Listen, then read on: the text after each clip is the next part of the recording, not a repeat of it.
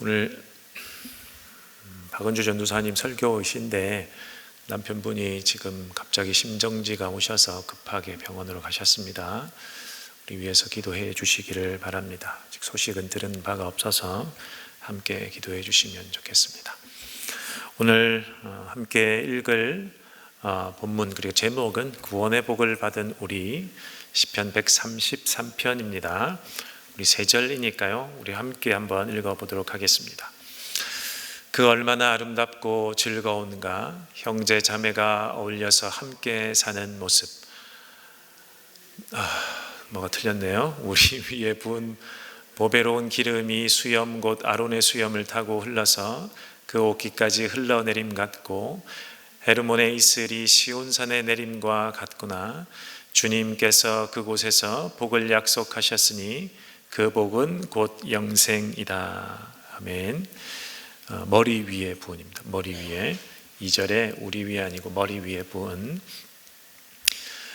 이 시편 133편은 이스라엘이 한 공동체로 부르심을 받아서 하나님이 약속하신 땅에 들어가서 사는 그 모습을 본 시인이 이 모습을 보고 아름답다 이야기하는 것입니다. 이 시인은 다윗이고 다윗의 시로 나와 있고요. 성전에 올라가면서 부르는 순례자의 노래라고 표제로 우리 성경에는 나와 있습니다. 이 모습을 다윗이 보았던 것 같습니다. 성전에서 밑을 쭉 바라보면서. 예루살렘 성전은 이스라엘 한 중간 정도에 위치해 있죠. 그리고 이스라엘 땅은 중간이 이렇게 가운데 이렇게 솟아, 우리 등뼈처럼 척추가 있는 것처럼 이렇게 솟아 있는 곳이라서 그 위에 예루살렘이 있으니까 다소 이스라엘이 그렇게 높은 산지가 있지는 않지만 예루살렘 성 위에서 아래를 내려다보는 그 그림은 이렇게 여러 동네를 볼 수 있는 그러한 곳입니다. 여러분이 야트막한 산 위에 올라가서도 보면 우리 아주 멀리까지는 보이지 않지만 이 도시의 전경이 이렇게 보일 텐데 그 정도의 모습을 생각하시면 되겠습니다. 다시 말씀을 보여주시면 시편 133편 위에 9절을 보시면 그 얼마나 아름답고 즐거운가, 형제 자매가 어울려서 함께 사는 모습. 다윗이 이 백성들이 이렇게 퍼져서 이 땅, 약속의 땅에 사는 모습을 보고 정말 아름답다고 생각하는 것입니다. 그런데 이 아름답다가 그냥 보아서 아름답다라기보다는 2절과 3절이 중요한데 2절과 같은 모습이기 때문에 정말 아름답구나 이렇게 말씀해 주는 것입니다. 2절 보면 머리 위에 부은 보배로운 기름이 수염 곧 아론의 수염을 타고 흘러서 그 옷깃까지 흘러내림 같고 이 모습이 뭐와 같다는 것입니까? 이스라엘 형제 자매들이 이 약속의 땅에서 어울려서 함께 사는 모습이 그렇다라는 것입니다. 우리 제사장의 그림을 한번 보여주시면 대제사장의 의복입니다. 예복입니다. 대제사장은 저렇게 이제 복장을 차리고 있는 것 여러분 그림으로 많이 보셨을 텐데 다음 장면을 보여주시면 이게 대제사장의 관유식입니다. 위임식 할 때 이렇게 이제 관유식을 하는데 모세가 지금 아론에게 위임식의 관유식을 행하고 있는 장면이죠. 대제사장은 저렇게 앞서 보여드린 그 의복을 입은 채로 이렇게 위임을 받을 때 머리 위에서 이렇게 기름을 붓는 그런 장면을 연출해야 되고 그렇게 시행을 합니다. 모세도 아무 기름이나 붓는 것이 아니죠. 아무 기름이나 붓지 않고요. 하나님이 명하여 주신 딱 그 기름, 특정 열매에서 짜낸 딱 특정한 기름만 사용할 수 있습니다. 그 기름을 위에서부터 아론의 머리에서부터 이제 붓는데, 아까 133편 2절을 우리가 읽었는데요. 이 모습이 바로 이 대제사장의 관유식을 보고 적은 구절입니다. 머리 위에 부은 보배로운 기름이 수염 곧 아론의 수염. 대제사장은 수염을 기르게 되어 있죠. 그래서 머리부터 기름을 부으면 어떻게 됩니까? 기름이 위에서부터 아래로 흘러내리죠. 흘러내릴 때 제일 먼저 적시는 것이 이제 수염일 것입니다. 이 보배로운 기름이 수염 곧 아론의 수염을 타고 흘러서 그 옷깃까지 흘러내린다라고 했습니다.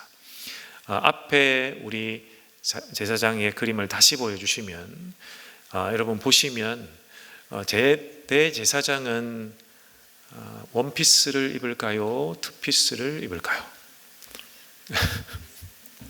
예, 원피스를 입죠.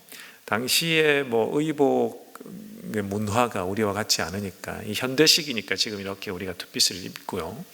그리고 저 중동의 사막 지방은 보통 이렇게 나누어진 옷을 입지 않죠. 이 열이 갇히면 안 되니까 이렇게 이제 그냥 원피스로 밑이 하체부터 이렇게 뚫려 있는 그런 옷을 입어야만 이렇게 덥지 않으니까 저렇게 입는데, 대제사장은 그런데 저렇게 원피스를 입지만 중간에 이렇게 위에 에봇을 찬단 말이죠. 그리고 허리띠를 차고 밑에 특정 하나님이 명하신 술들을 저 원피스 밑자락에 보면 이렇게 이제 달려 있는 모습들을 볼 수 있는데요. 위에서부터 기름을 흘려 보내면 옷깃까지 흐른다고 했는데, 옷깃이 어디일까 보면 우리로 하면 투피스로 하면 위에 저고리 정도의 옷깃이지만, 저기 원피스다 보니까 옷깃이라면 거의 끝을 다 적셔야만, 머리부터 옷 전체를 다 적셔야만 발끝까지 가는 그 부위의 옷깃이라는 의미입니다. 그래서 머리 위에 부은 보배로운 기름이 수염 곧 아론의 수염을 타고 흘러서 그 옷깃까지 흘러내림 같다는 말은 위에서부터 끝까지 다 내렸다라는 의미입니다. 그런데 여기서 더 중요한 것은 이 기름이 어디를 타고 흘러내리느냐가 중요한데, 수염을 탄다고 했습니다. 굳이 그냥 머리부터 발끝까지 흘러내림 같다고만 했으면 이런 상상을, 이런 해석을 하지 않아도 될 텐데요. 아론의 수염을 타고 옷깃으로 흘렀다라는 것에서 우리가 발견하는 것은, 수염을 타면 수염에서부터 그 기름이 가장 먼저 만나는 장소가 있는데, 그것이 바로 가슴팍에 있는 저 에봇입니다. 저 에봇, 이 흉패 같이 붙어 있는 에봇에는 지금 보시다시피 보석이 12개가 박혀 있어요. 12보석을 제가 다 불러 드리면 좋겠지만 다 못 외워요. 그래서 보석의 이름이 중요한 것은 아니지만 다 각자 다른 보석이 12개 다 박혀 있습니다. 여러분, 12보석은 무엇을 상징할까요? 그렇죠. 이스라엘의 12지파를 상징합니다. 12지파를 상징하는 것은 곧 이스라엘 전체를 나타내는 거예요. 그러니까 머리 위에부터 흘러내린 기름이 옷깃까지 흐르기 전에 가슴팍에 붙은 이 에봇의 이 흉패에 흘러내려가는 겁니다. 그래서 이 12보석을 다 적셔야만 어떻게 해요? 옷깃까지 흐를 수 있죠. 그래서 이 기름이 이 12보석을 타고 흘러내림 같은 것입니다. 그래서 옷깃 저 밑에까지 흐릅니다. 이 모습입니다. 3절은 2절은 이것을 보고 적은 것이고, 3절은 헤르몬의 이슬이 시온산의 내림과 같구나. 주님께서 그곳에서 복을 약속하셨으니 그 복은 곧 영생이다. 여러분, 이 3절, 비록 3절밖에 되지 않지만 굉장히 큰 뜻을 함의하는 시편입니다. 자, 머리에서부터 옷깃까지 흘러내린, 대제사장의 옷깃까지 흘러내린 기름이 12보석을 지나 12지파를 다 적신 것이 또 무엇과 같냐라고 할 때 헤르몬의 이슬이 시온 산의 내림과 같구나라고 지금 다윗이 적고 있는 거예요. 흘러내림 같고 헤르몬의 이슬이 시온 산의 내림과 같구나. 이 기름이 흘러내리는 것이 마치 헤르몬에서의 이슬이 시온 산까지 내리는 것과 비슷하게 생겼네라는 겁니다. 이 이스라엘 지도를 한번 보여주시면, 자, 이 여러분이 보시는 왼편에 있는 지도는 이스라엘 전체의 지도입니다. 이 전체의 지도, 12지파 이스라엘 전체의 지도인데 저기서 헤르몬산은 보이지 않아요. 헤르몬산은 제가 그 옆에다가 확대한 사진을 찾아서 붙였는데, 저기 보면 빨간 풍선처럼 보이는 데가 있죠. 빨간 풍선처럼 이렇게 지명이 이렇게 딱 나와 있는 데가, 저기가 헐몬산입니다. 헐몬산, 다음 그림 보여주시면 헤르몬산은 이렇게 생겼어요. 헤르몬산은 저기가 그렇게 고도가 얼마나 되는지는 잘 모르겠지만, 헐몬산은 이 만년설이 이렇게 쌓여 있는 그 산입니다. 근데 지금은 많이 녹았다고 합니다. 많이 기후온난화 때문에 많이 녹았지만 저건 아마 오래전 사진 같습니다. 저렇게 만년설이 끼어 있는 헐몬이 이 이스라엘 땅에 무엇이겠습니까? 수원지입니다. 수원지. 여러분 또 이제 다 가보셨잖아요. 우리 스위스 알프스 이렇게 못 가보셨나요? 못 가보셔도 그 가본 듯한 우리 느낌은 다 받으셨을 것입니다. 이 스위스 알프스에서 이렇게 만년설이 끼어 있지 않습니까? 이 스위스라는 나라도의 수원지도 그 위에 있는 만년설이라고 합니다. 그래서 위에서 만년설이 계속 얼어 있는 건 아니고 하단부는, 그 만년설의 하단부는 녹죠. 녹아서 산을 타고 쭉쭉쭉쭉 내려온 것이 물이 모여서 이게 이제 식수원이 되고 수원지가 되는 겁니다. 그래서 그 물을 받은 것이 여러분 마셔보신 그 에비앙 아닙니까? 에비앙. 저 빙하가 아니죠. 그 만년설 눈 녹은 물을, 산 타고 내려온 눈 녹은 물을 받아서 우리가 마시는 것이 에비앙입니다. 그래서 여기 편의점 가시면 예배 마치시면 가보시면 팔아요. 그런데 2배 정도는, 2배 이상은 비쌉니다. 그냥 삼다수 이런 것보다도 우리나라 물 중에 제일 비싼 게 삼다수 아닙니까? 그런데 그 삼다수보다도 에비앙이 2배 이상 비싸. 2,000원대던데 한번 사서 마셔보십시오. 정말 똑같습니다. 물과 삼다수 맛이나 에비앙 맛이나 아무 차이 없습니다. 똑같은 물이다. 그런데 왜 비싸게 파느냐?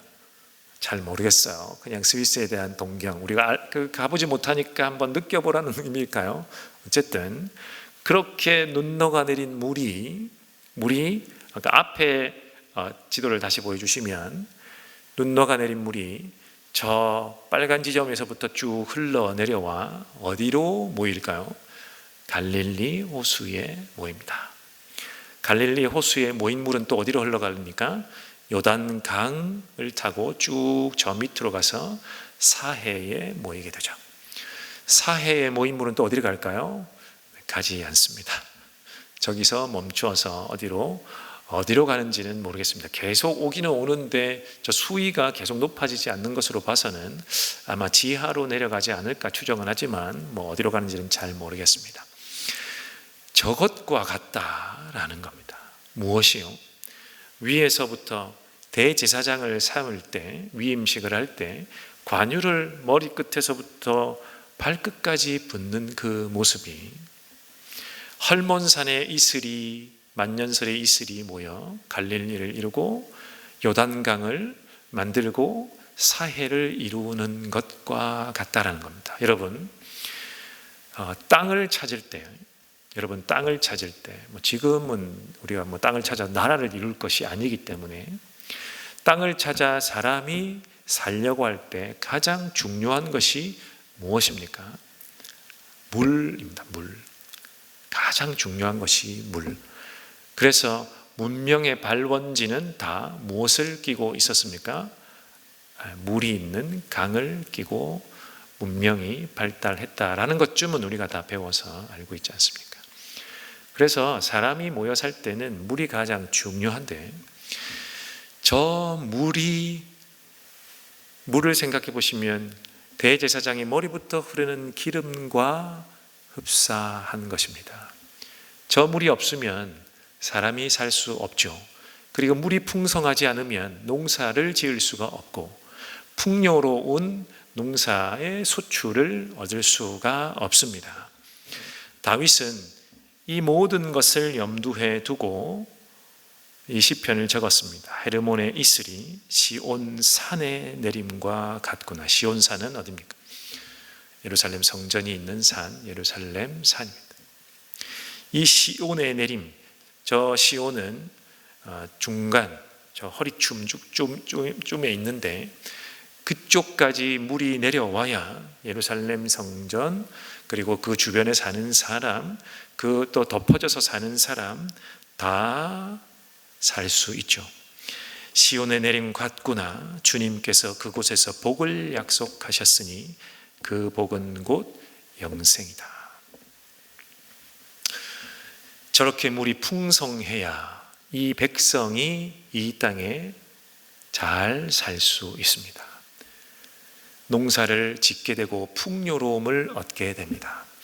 성경이 늘 이렇게 이스라엘의 풍요로움을 나타낼 때 그 상징은 포도원, 포도주 이렇게 나타나요. 포도원에서 포도를 길러서 소출을 수확을 하고 그것을 술로 담구어 포도주가 이르기까지 꽤 오랜 시간이 걸리지 않습니까? 그래서 그 포도주를 이 백성들이 마시기까지는 오랜 시간의 평화로움이 있어야 합니다.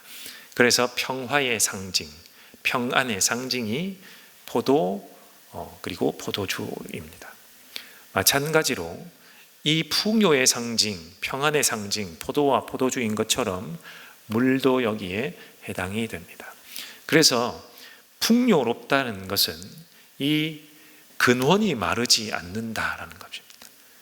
근원이 마르지 않게 하기 위해서는 이 백성이 하나님의 말씀대로 살면서 이 형제, 자매가 아름답게 그리고 한 공동체로 그리고 건강한 공동체로 세워지고 서갈 때 하나님은 이 땅 가운데 어떻게요?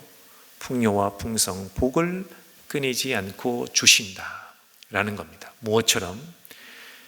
이스라엘이 복을 받아 누리는 것처럼 대제사장이 기름을 풍성하게 받아서 이 백성들을 적시는 것처럼 물도 그렇게 풍성하게 내려와서 이 백성을 적셔서 이 땅을 축복한다라는 것입니다. 이것이 시편 133편이 말하는 바입니다. 이 백성이 하나님과 잘 지내면 하나님은 복의 근원이 되어 주셔서 아브라함하고 약속하셨던 것과 같이 이 복을 이 백성에게 한없이 부어주시고 언제까지? 영원토록 영생하도록 부어주신다라는 것입니다. 이것이 하나님의 계획입니다. 구약 백성들을 향한 계획이고 다윗은 이 계획을 충분히 알았고 평온할 때 이것을 누렸고 그리고 후대도 누리기를 바라는 마음으로 시편 133편을 적은 것입니다. 성도 여러분, 그러면 이 시편 133편은 우리와 무슨 상관이 있느냐라고 할 때 우리와 아주 긴밀한 연관이 되어 있죠. 여러분, 이스라엘의 12지파 그리고 이 12지파가 나중에 정착하여 이룬 나라 이스라엘이라는 나라는 구약의 무엇일까요? 구약의 교회입니다. 교회. 물론 이 구약 시대에는 교회라는 말 자체가 없었을 뿐 없었을 뿐, 이 교회, 신약으로 번역하면 이 교회의 아름다움을 표현했다고도 할 수 있는 거죠. 133편. 그 얼마나 아름답고 즐거운가. 형제 자매가 어울려서 함께 사는 모습. 신약 시대는 이 모습을 어디에서 실현하고 있는지를 여러분 생각해 보시면 어디일까요? 지금 교회 공동체죠. 구약의 교회가 이스라엘이죠. 이스라엘은 아까 말씀드렸듯이 몇 지파로 이루어져 있습니까? 12지파로 이루어져 있습니다. 여러분 어릴 적에 미술 공부 다 해봤지 않습니까? 학교에서 가르쳐 주니까 미술 시간이 있었죠. 미술 시간에 데칼코마니 기법을 여러분 다 배우셨습니다. 데칼코마니를 어떻게 만들어내죠? 도화지에 반을 이렇게 딱 접어서 한쪽에만 이렇게 그림을 이렇게 물감으로 그리죠. 진한 물감으로 이렇게 그리면 한쪽에만 이렇게 나비 모양이 반쪽만 이렇게 그리죠. 그리고 어떻게 합니까? 나머지 반을 접어서 꾹 누르죠. 그러면 눌린 그 백지에 그 그린 그림의 물감이 그대로 묻어나니까 펼치면 반대도 똑같은 그림이 나오는 것. 그것이 데칼코마니죠. 그래서 이렇게 펼쳐보면 나비처럼 똑같은 모양이 이렇게 한쪽 이렇게 나타난 데칼코마니입니다. 여러분 구약의 그림을 반쪽에다 그립니다. 어떻게? 12지파 이렇게 그려요. 그러면 찍어냅니다. 그러면 신약이라는 도화지에 뭐가 찍어져 나올까요? 12지파가 똑같이 찍어져 나오겠죠. 그런데 용어만 바뀌어서 나옵니다. 구약의 12지파는 신약의 무엇과 같을까요? 12제자죠. 구약의 12지파, 신약의 12제자. 이렇게 똑같이 나옵니다. 그러니까 예수님이 12명을 부르신 이유가 있는 것입니다. 어떤 이는 소그룹을 적당히 하려면 딱 12명이 필요하기 때문에 예수님이 12명을 뽑았습니다. 전혀 근거가 없습니다. 물론 12명 소그룹이 적정한 수인 것 같긴 한데 저는 요즘에 느끼기에는 소그룹이 정말 소통이 잘 되려면 6에서 8 정도가 되지 않을까? 12명도 너무 많다 이런 생각이 들어요. 어쨌든 그런데 예수님이 굳이 12명을 부르신 이유가 뭘까? 라고 할 때 보면 구약이 12지파이기 때문에 그렇구나. 그러면 왜 하나님은 구약의 12지파를 만드셨을까? 그것은 잘 모르겠습니다. 그건 하나님의 뜻에 달려 있었던 것 같고요. 그래서 12지파가 있어서 신약이 12제자를 뽑아요. 여러분 나중에 가룟 유다가 어떻게 됩니까? 예수님을 판 그 죄책감에 자결을 하게 됩니다. 그래서 12제자에서 한 명이 줄어들어요. 그래서 11명. 11명으로 가도 되지 않습니까? 예수님의 제자가 12명에서 11명으로 줄어들었으니까 그냥 11명으로 그냥 제자 삼아 가면 되는데 굳이 이 제자 그룹에는 한 명을 더 선발합니다. 안 해도 될 텐데 뽑으려면 굳이 한 명 더 뽑지 말고 그냥 예수님의 말씀을 전하기 위해서는 한 120명 뽑자 그냥 이렇게 해도 되는데 딱 한 명만 뽑습니다. 왜 그럴까요? 데칼코마니이기 때문에 그렇습니다. 필요한 수는 딱 한 명, 한 명이 결혼이기 때문에 필요한 수는 딱 한 명. 그래서 12지파, 12제자를 만들기 위해서 12명을 딱 채웁니다. 자, 그리고 예수님이 이 제자들에게 이것저것 가르치시고 고치시고 모든 것을 전하는 것을 다 전수하신 다음에 예수님은 어떻게 해요? 십자가에 돌아가십니다. 그리고 묻히시고 3일 만에 부활하시고 그 다음에 승천하십니다. 그런데 여러분 신약을 가만히 생각해 보면 이 아름다운 12 제자가 돼야 아름다운 공동체가 되겠네 생각하는데 처음에 이 12제자의 모습을 보면 속된 말로 찌질하기 그지 없어요. 수제자격이라고 하는 베드로는 예수님을 부인하고 예수님이 잡히시니까 다 도망갑니다.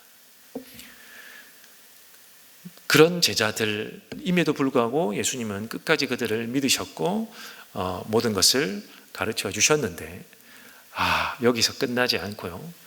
예수님이 이 제자들을 부활하신 몸으로 찾아오십니다.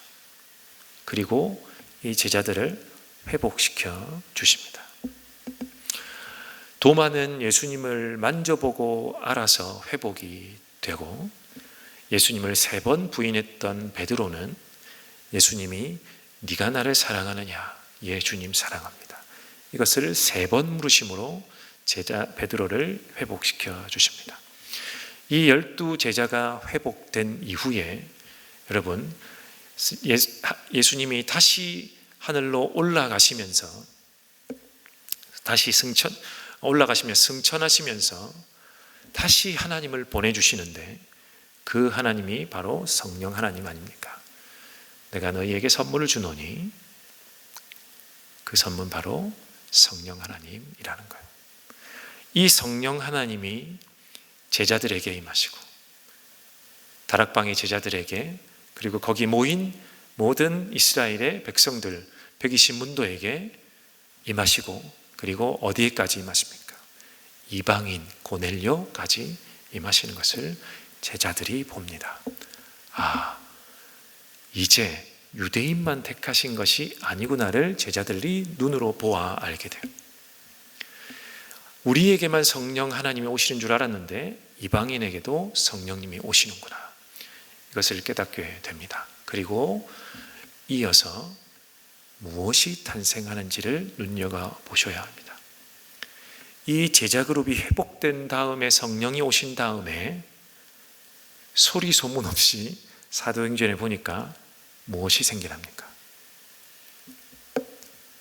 교회가 생겨납니다. 처음 탄생된 교회가 바로 예루살렘 교회 아닙니까? 그러니 12지파, 구약의 12지파는 구약의 교회요. 신약의 12제자들은 신약의 교회의 모태가 된 사람들입니다. 이 제자들로부터 무엇이 탄생하느냐? 교회가 탄생합니다. 그래서 예루살렘 교회가 모교회가 되고요. 또 예수님을 만난 사도 바울이 이 모교회의 복음을 받아 이 아시아 지방까지 유럽과 아시아 지방까지 교회를 세우는 여행을 하는 것이 바로 사도행전입니다. 그로부터 교회들이 퍼지게 되는 것입니다. 이후의 교회들은 교회사를 통해 우리가 알 수 있죠. 그래서 우리가 지금도 그 사도들의 신앙 고백 위에 서 있는 교회에 우리가 함께 공동체를 이루고 있는 것입니다. 여러분, 그러니 헤르몬에 있으리 시온산에 내림과 같구나. 주님께서 그곳에서 복을 약속하셨으니 그 복은 곧 영생이다. 이 영생은 어디에까지 이르겠습니까? 신약시대에 사는 지금 저와 여러분에게까지 이르는 복입니다. 그 복은 곧 영생입니다. 이스라엘 백성들이 구약 시대에 이 영생을 전하는 기관이었다면 신약 시대의 영생을 전하는 기관은 구약의 이 교회를 이어받은 지금 신약의 저와 여러분이 몸담은 공동체인 교회입니다. 그러니 이 영생의 복은 이 교회 안에 있고 이 교회가 아는 이 복을 우리는 어떻게 해야 합니까? 이 영생의 복을 나아가 전해야 하는 것입니다.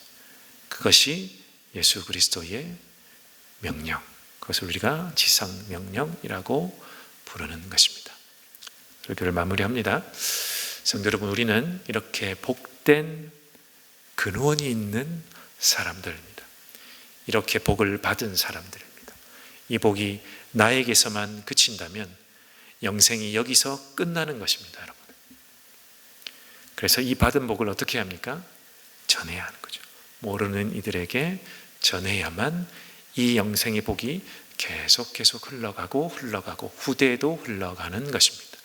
그 과업이 우리에게 있습니다. 성령 하나님이 우리 안에 내주하신다는 말은 곧 이 과업도 내가 수행해야 한다는 말입니다. 그래서 아름다운 공동체를 이루어가는 것, 동시에 이 영생의 복음을 함께 이 공동체가 전해 나가는 것, 그것이 우리에게 주신 하나님의 사명임을 꼭 기억하시는 저와 여러분 되시기를 주님의 이름으로 간절히 축원합니다.